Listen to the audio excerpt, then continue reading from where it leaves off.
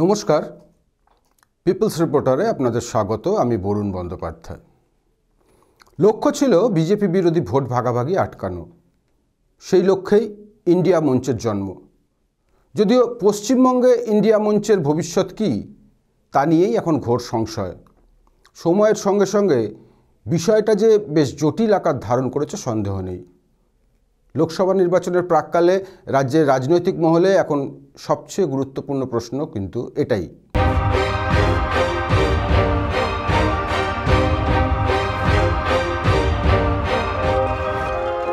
BJP বিরোধী vote আটকাতে রাজ্যে যুযুধান তৃণমূল কংগ্রেস, সিপিআইএম তথা বামফ্রন্ট ও কংগ্রেস একই মঞ্চের তথাকথিত শরিক হলেও নির্বাচনী আসন সমঝোতার ক্ষেত্রে এই তিন দলের অবস্থানগত বিরোধ মেটানো কিন্তু সহজ কাজ নয়, মিটবে না কোনোভাবেই। এক্ষেত্রে বামেদের পক্ষে স্পষ্ট অবস্থান নেওয়া খুব একটা কঠিন না হলেও কংগ্রেস যে স্পষ্টতই দোটানায় তা গত কয়েকদিনের রাজনৈতিক ঘটনাবলিতে পরিষ্কার। আরও কয়েকটা দিন না গেলে যদিও এই ছবি কিন্তু পরিষ্কার হবে না। রাজ্য স্তরের এবং কেন্দ্রীয় স্তরের বাম নেতৃত্ব মোহাম্মদ সেলিম থেকে শুরু করে সীতারাম ইয়েচুরি বারবারই কিন্তু একটা কথা বলেছেন। তারা বারবারই জানিয়েছেন, ইন্ডিয়া মঞ্চে তৃণমূল থাকলেও রাজ্যে নির্বাচনী আসন সমঝোতার ক্ষেত্রে কোনোভাবেই তৃণমূলের সঙ্গে কোনো সমঝোতা হবে না। কংগ্রেসের সঙ্গে সমঝোতা হতে পারে, যদি তা না হয় সেক্ষেত্রে বামেরা একলাই লড়াই করবে অথবা আইএসএফকে সঙ্গে নেবে। তো আইএসএফ যেহেতু এখনো পর্যন্ত ইন্ডিয়া মঞ্চে নেই, তাই আইএসএফের আলোচনা এখানে কিন্তু আমরা করছি না। বাম শরিক ফরওয়ার্ড ব্লক আগেভাগেই জানিয়ে দিয়েছে যে কংগ্রেসের সঙ্গে নির্বাচনী সমঝোতায় তাদের আপত্তি আছে। বাম অথবা তৃণমূল, দ্বিধাগ্রস্ত কংগ্রেস কোন দিকে যাবে? এক্ষেত্রে কংগ্রেসের রাজ্য নেতৃত্ব এবং কেন্দ্রীয় নেতৃত্বের মধ্যে প্রবল মতপার্থক্য আছে, যেটা বারবার বিগত কয়েকদিনে আমাদের সামনে এসছে। রাজ্যের বাস্তব পরিস্থিতি এবং কংগ্রেস হাইকমান্ডের সিদ্ধান্ত দুইয়ের মাঝে কিন্তু আটকে কংগ্রেসের রাজ্য নেতৃত্ব। সীতারাম ইয়েচুরিকে পাশে নিয়ে রাহুল গান্ধী ইন্ডিয়া মঞ্চের বৈঠকে বসলেও এখনও পর্যন্ত যতদূর জানা গেছে যে কংগ্রেস হাইকমান্ড আগামী নির্বাচনে সরল পাটিগণিতের অঙ্কে রাহুল গান্ধীর অন্য পাশে বসা মমতা বন্দ্যোপাধ্যায়ের তৃণমূলের সঙ্গেই যেতে আগ্রহী। তাছাড়া 5 রাজ্যের যে নির্বাচন হয়েছে, সদ্য সমাপ্ত এই নির্বাচনে 3 রাজ্যে পর্যুদস্ত হয়ে আসনের ক্ষেত্রে দর কষাকষির যে অবস্থা, যে ক্ষমতা, সেটা কিন্তু অনেকটাই হারিয়ে ফেলেছে কংগ্রেস। তৃণমূলের সঙ্গে সমঝোতা হলে এই রাজ্য থেকে কংগ্রেসের কিছু আসন বাড়লেও বাড়তে পারে। কংগ্রেসের দাবি কমপক্ষে 7 আসন, মূলত মালদা ও মুর্শিদাবাদের কিছু আসন, দার্জিলিং এবং রায়গঞ্জ আসনেই সেই দাবি সীমাবদ্ধ। যদিও আসন সমঝোতায় তৃণমূল কত আসন কংগ্রেসকে ছাড়বে তা এখনও স্পষ্ট নয়। প্রাথমিক সূত্র অনুসারে মুর্শিদাবাদ এবং মালদার 2 আসনের বেশি কংগ্রেসকে ছাড়তে রাজি হয়নি তৃণমূল। পরে অবশ্য জানা গেছে যে তৃণমূল 4টি আসন ছাড়তে পারে। যদি রফা সূত্রে তৃণমূল সামান্য একটু নমনীয়তা দেখায়, আরও কয়েকটা আসন ছেড়ে দেয়, তাহলে আগামী নির্বাচনে কিন্তু কংগ্রেস তৃণমূল জোট হবে। কারণ নির্বাচন পরবর্তী পরিস্থিতিতে সেটাই কংগ্রেসের পক্ষে লাভজনক হবে বলেই মনে করছে হাইকমান্ড। কংগ্রেস হাইকমান্ড আরও মনে করে বিজেপি বিরোধিতায় রাজ্যের নিরিখে এখন বামেদের চেয়ে তৃণমূলের হাত ধরাই শ্রেয়। কারণ 2021-এর বিধানসভা নির্বাচনে বাম, কংগ্রেস, আইএসএফ একসাথে লড়াই করেও কোনো লাভ হয়নি। তাছাড়া কেরালাতেও কিন্তু বাম কংগ্রেসকে মুখোমুখি প্রতিদ্বন্দ্বিতা করতে হবে। তাই এ রাজ্যেও বাম এবং কংগ্রেস প্রতিদ্বন্দ্বী হিসেবে থেকে গেলেই 2 রাজ্যেই কর্মী সমর্থকদের কাছে মান রক্ষা হবে। এ রাজ্যেও গোঁড়া কংগ্রেস কর্মী যারা আছেন তারা বামদের সঙ্গে না সমঝোতা হলেই খুশি হবেন। কংগ্রেস হাইকমান্ডের এই ভাবনার সঙ্গে রাজ্য কংগ্রেস নেতৃত্বের ভাবনার কিন্তু পার্থক্য আছে। রাজ্য কংগ্রেস নেতৃত্বের একটা বড় অংশই তৃণমূল বিরোধিতায় সরাসরি বামেদের সঙ্গে নিয়ে নির্বাচনে যাবার পক্ষপাতী। যদিও এই প্রবণতাকে কিন্তু কংগ্রেস হাইকমান্ড কিছু রাজ্য নেতৃত্বের ব্যক্তিগত ক্ষোভের বিষয় হিসেবেই ভাবছেন।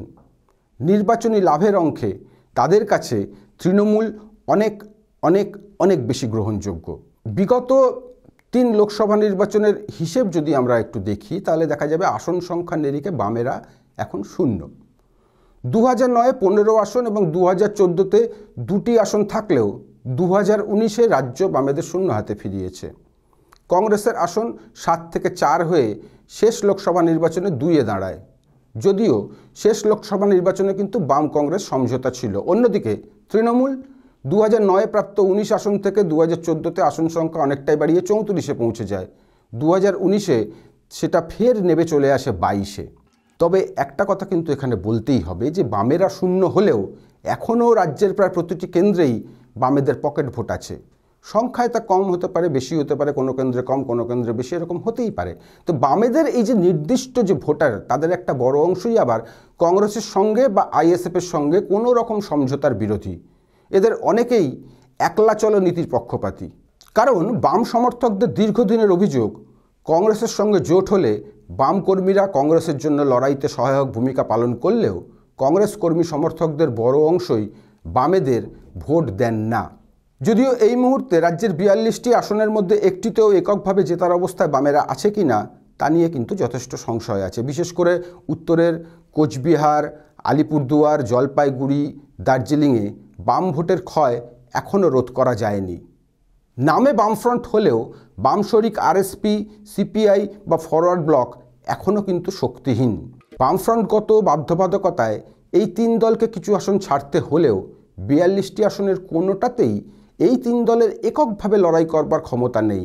ফলে রাজ্যের বর্তমান যে রাজনৈতিক পরিস্থিতি, সেই পরিস্থিতিতে এই 3 দলের হয়ে ভোট করানোর দায়িত্ব বড় শরিক সিপিআইএমকেই নিতে হবে।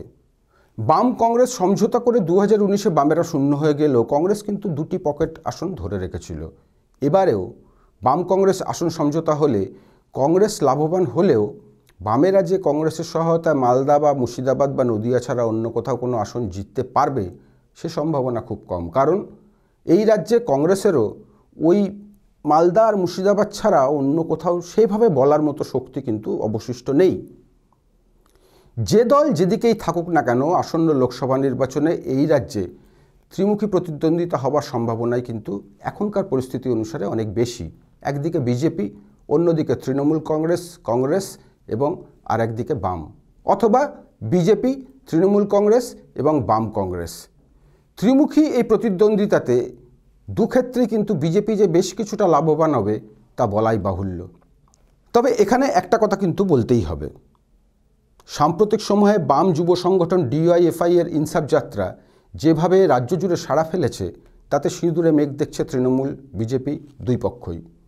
শুরুতে ইনসাফ যাত্রাকে কোনো রাজনৈতিক দলই ততটা কিন্তু গুরুত্ব না দিলেও শেষ 50 দিনের পদযাত্রা এবং গত 7ই জানুয়ারির ব্রিগেড সমাবেশের পর মানুষের মধ্যে ব্যাপক সাড়া জাগিয়েছে মীনাক্ষী মুখার্জি ও তার দলবল। এর প্রভাব ইভিএমে পড়বেই একথা এখনই ততটা জোর দিয়ে বলার সময় না এলেও এই ইনসাফ যাত্রা কিন্তু বামেদের নতুন অক্সিজেন জুগিয়েছে, তা নিয়ে কোনো সংশয় নেই। সেই বলে বলিয়ান হয়ে বামেরা একলা চলো নীতি নিলে কতটা লাভবান হবে আগামী লোকসভা নির্বাচনে তা কিন্তু একমাত্র বলা যাবে ভোটের পরেই। নমস্কার।